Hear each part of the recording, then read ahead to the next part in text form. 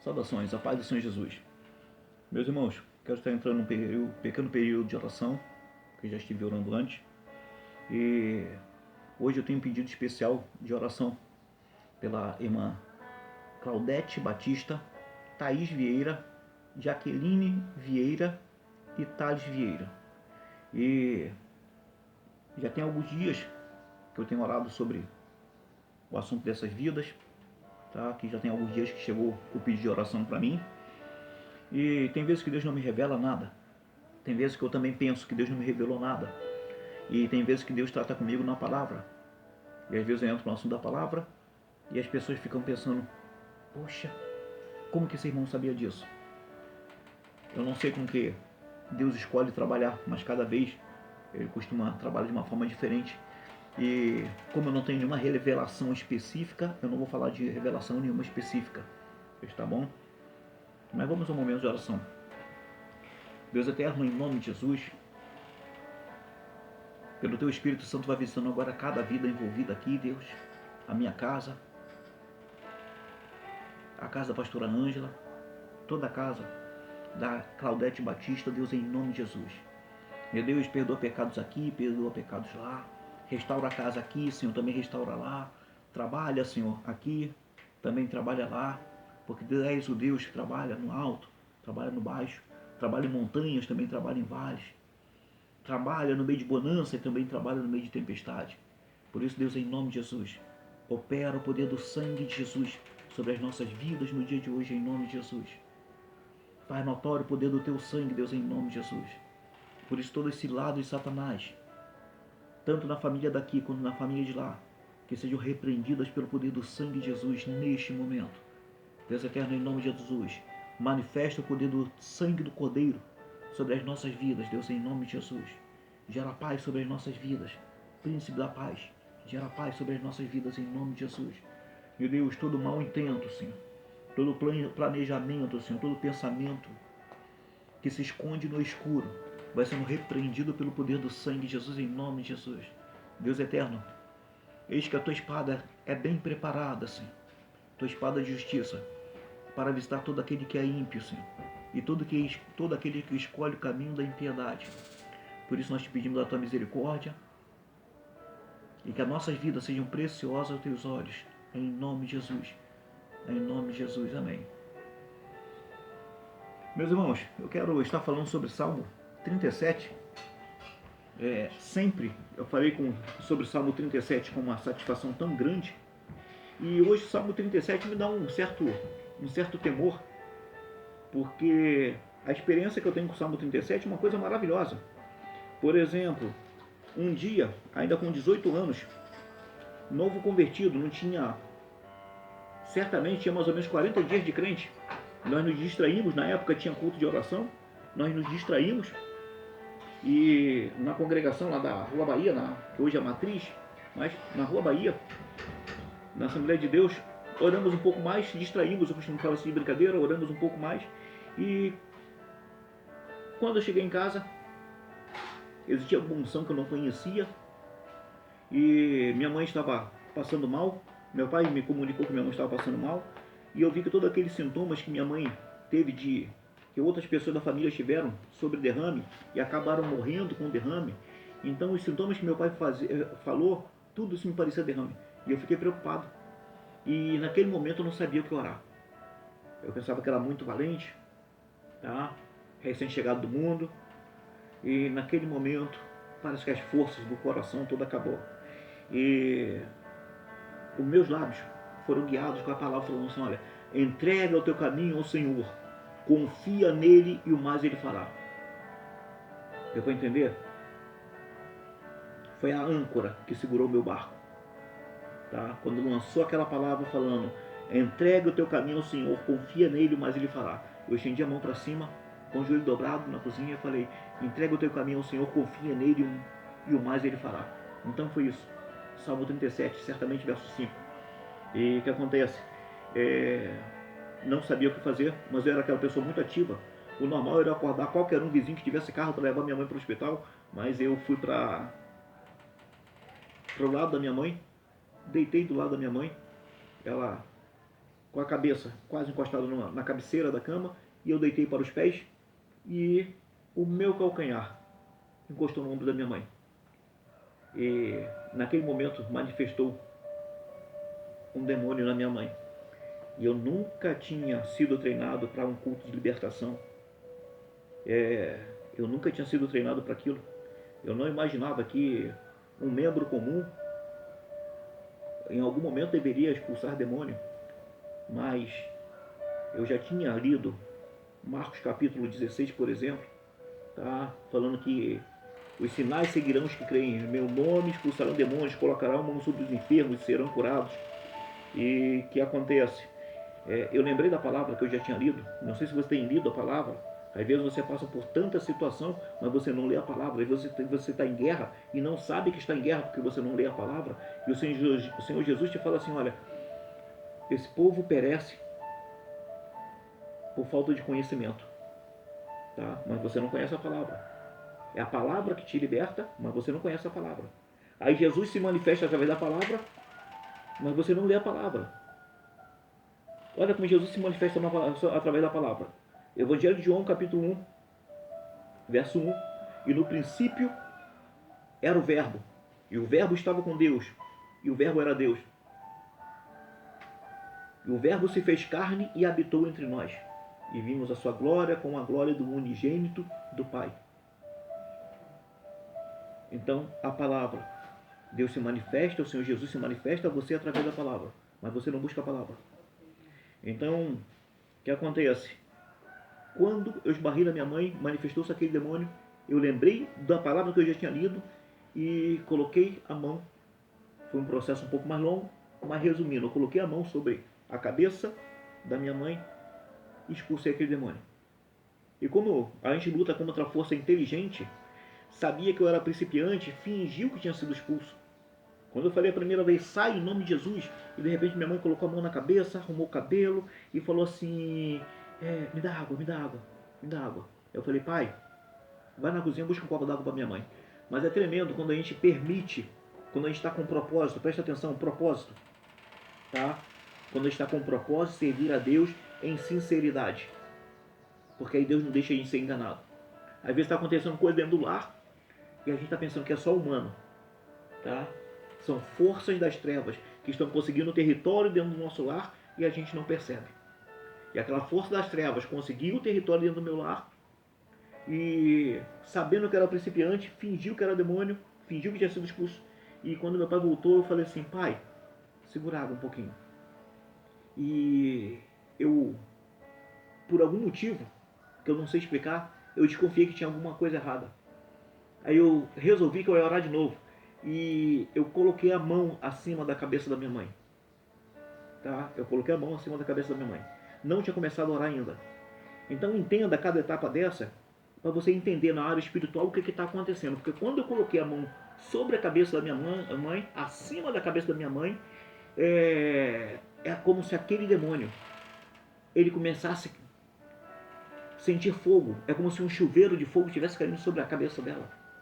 Tá? E aquele demônio ele não conseguiu mais disfarçar e começou a uivar, e começou a gritar e se debater. E aí eu fiquei muito indignado.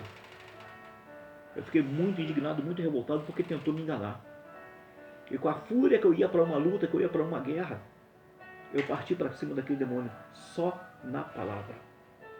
E agora, com muita autoridade, eu virei e falei assim: demônio, pelo poder do sangue de Jesus, em nome de Jesus, toda essa doença que tu trouxe, sai em nome de Jesus. Sai, demônio, em nome de Jesus, e leva contigo toda a doença que você levou. E gritei perto dela: sai em nome de Jesus. Meu Deus, a minha mãe deveria ter uns 58 ou 60 anos. Eu estava com 18 anos. Talvez minha mãe estivesse com 55 anos, eu estava com 18 anos, por aí. E o que acontece? A minha mãe morreu agora há pouco tempo atrás, com 82 anos. Tá? Quando aquele demônio saiu, ele levou tudo que ele trouxe. Inclusive, tudo aquilo que parecia demônio. Desculpa, tudo aquilo que parecia derrame. uma dor terrível na cabeça, uma angústia, uma inquietação, tá? E o nome de Jesus foi glorificado. Eu quero estar falando agora sobre Salmo 37 e entender por que Deus está me trazendo esse Salmo 37, tá? É que o testemunho que eu tenho sobre o Salmo 37 é só de coisa maravilhosa.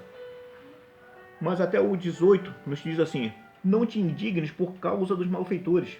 Não fique indignado por causa dos malfeitores, nem tenha inveja dos que obram a iniquidade, porque cedo serão ceifados, como a erva, e murcharão como o cão, como a verdura. Confia no Senhor e faça o bem, habitarás na terra e verdadeiramente serás alimentado. Sabe por que eu estou hoje mais angustiado em ver o Salmo 37? É porque Deus está me mostrando aqui que existem pessoas que escolhem o caminho bom e tem pessoas que escolhem o caminho mau.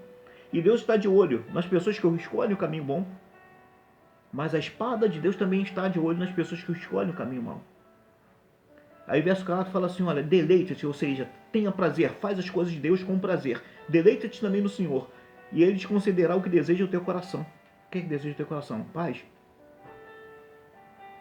Entrega o teu caminho ao Senhor, confia nele, o mais Ele fará. O versículo 5, aquele que Deus me usou na primeira vez para minha mãe. Deus me surpreendeu com esse versículo. Deus vai surpreender a tua casa também com esse versículo. Quem é de deleitar-se nas coisas de Deus, que se deleite. Tá? Quem é santo, que santifique-se mais. Quem é puro, que se purifique mais. Dentro do teu lar. Quem busca as coisas de Deus, que busque mais. Agora, quem é ímpio, quem escolhe fazer impiedade, então, que faça impiedade. Tá? Mas os caminhos dos homens estão todos diante de Deus. Tanto o caminho do justo, quanto o caminho do ímpio. E Deus colocará na balança até o pó do caminho.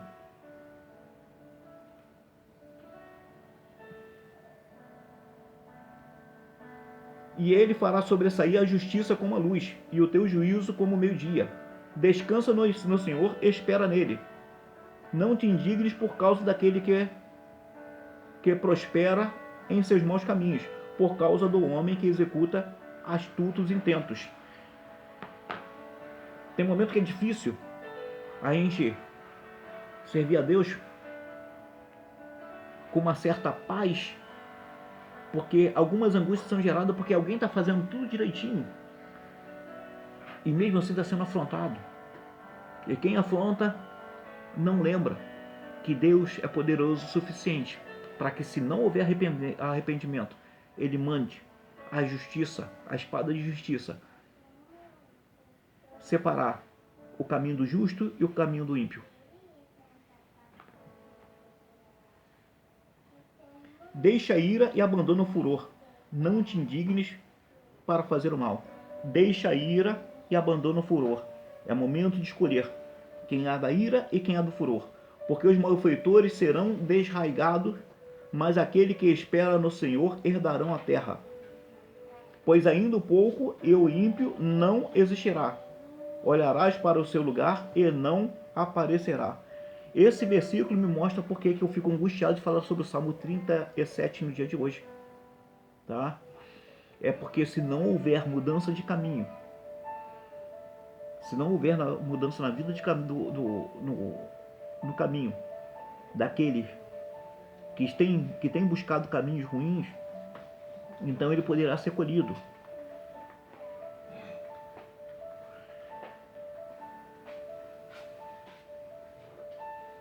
Porque os malfeitores serão desarraigados, mas aqueles que esperam no Senhor herdarão a terra. Repara uma coisa, imagina dois irmãos, tá?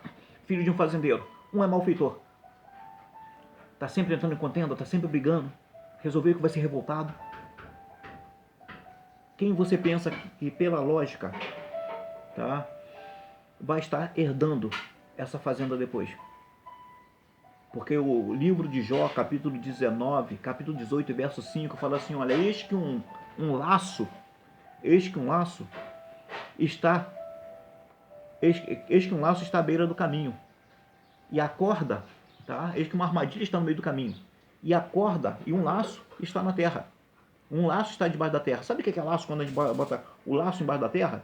É porque foi feito o laço para poder pegar a caça, mas a caça era muito esperta. Então ela vendo aquela corda ali, ela não viu que o ambiente está diferente, ela não vai botar o pé ali. Mas aí coloca areia sobre o laço, coloca folhas e a caça passa ali inocentemente. Tá? E esse mesmo Jó, capítulo 18, versos 5, 6 e 7, aí diz que fala que o ímpio com os seus próprios pés colocará os seus pés no laço e andará